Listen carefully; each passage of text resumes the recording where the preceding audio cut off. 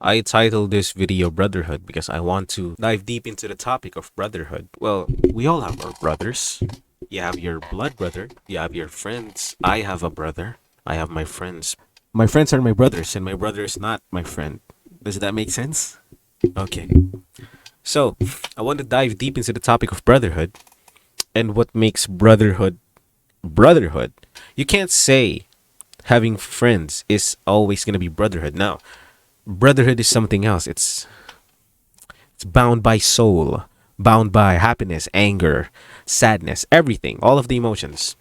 Now, if you see the yakuza, if you see the mafia, if you see the gangs that, let's say, the Crips or the Bloods, or I don't know what gangs you have, but if you see the way of gangs, they kind of resemble brotherhood. They resemble that masculine energy that drives them into the same purpose, the same goal. We could learn a lot from gangs. You know, they have the same goal. They have honor. They have courage. They have strength. They have their own type of mastery. For example, a person is really good at guns. Another person is really good at planning. Another person is really good at knives. That's how they work. We can learn a lot from gangs.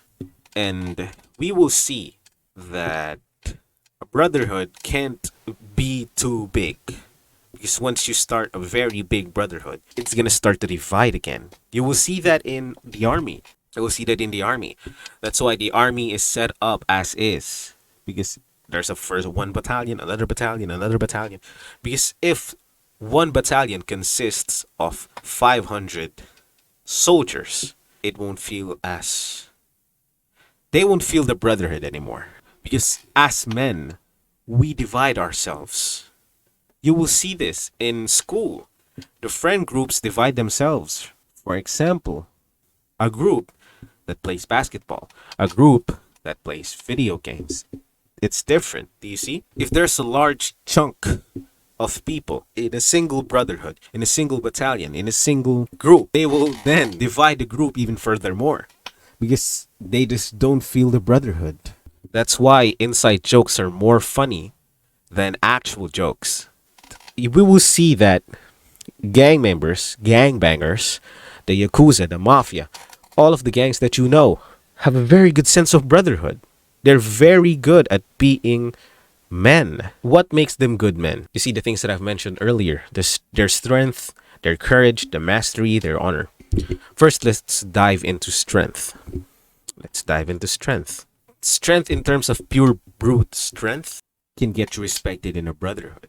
That's why you see these really, really strong bonded men. You see all these soldiers, they have the brotherhood because they're strong.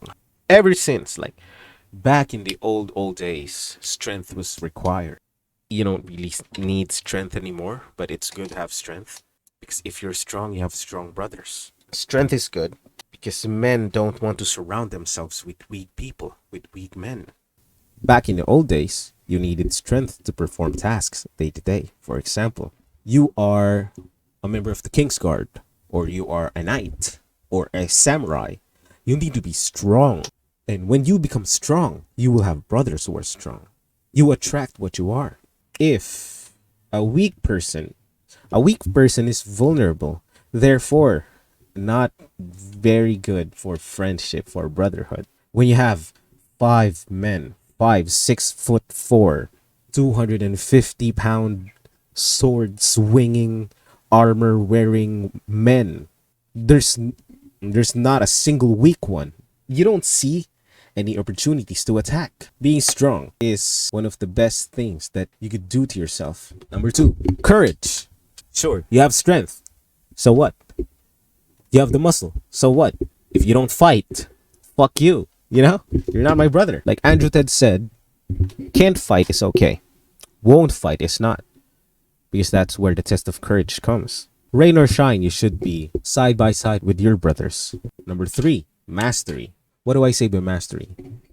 Like what I said, mastery, for example, in a gang, there's a gun, there's a gunman, there's a bowman, there's a hunter, there's a sniper.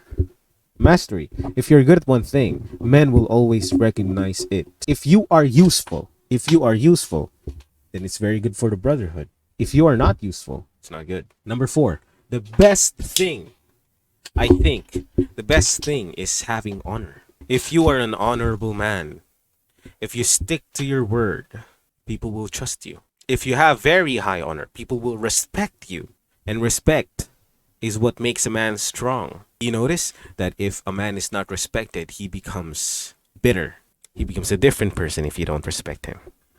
So, honor as a man is always good. So, that's all I want to tell you. Brotherhood, in the simplest form, is just men being good at being men.